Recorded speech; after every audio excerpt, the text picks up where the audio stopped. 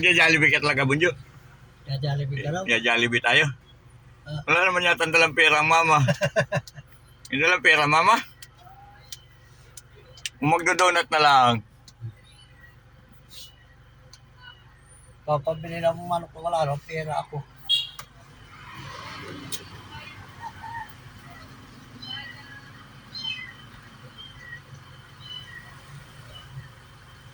Dito na ako si madam. Hindi utang yun, babayaran niya kagad mamaya. Hindi deliver na hindi ba yan?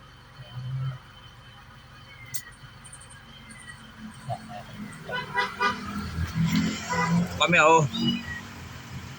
Ito kami sa hardware.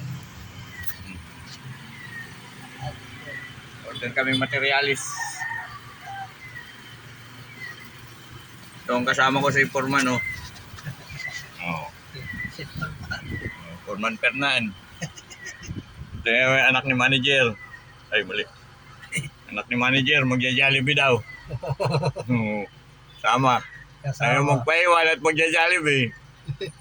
Anak ni manager yan. Manager namin, nakikiusap doon sa kausap nung may-ari ng hardware. Ayaw yata ang potangin. Walang pera. Walang pera yung manager namin. Walang pera yung manager namin. Paano tayo makaka-Jollibee? Jo. Walang pera manager. Wala tayong Jollibee. Baka tayo tinapay ang mangyari nito. Hindi Jollibee. Tinapay na yung bilog-bilog. Ay, nako. Banjo. Wala. Ay, pamimira banjo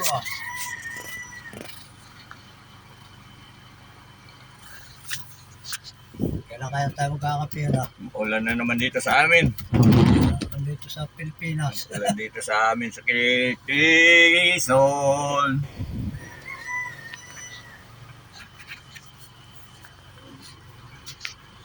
May hakal nila. Tumingan din narinig. Hindi ko marinig. Hindi sarado ang bitana nito. Walang pera ang manager namin. Hindi makakapag-Jollibee ito. Batang ito. Pinapabili din mo. Malamang fried chicken. Fried chicken na naman yun. Nagsasawa ng fried chicken. Ba't pumasok ka ng oras? Maganda kanilang mga pasok. Ba, sino ito? Sino nga ito? Si Freddy. Magalagpat.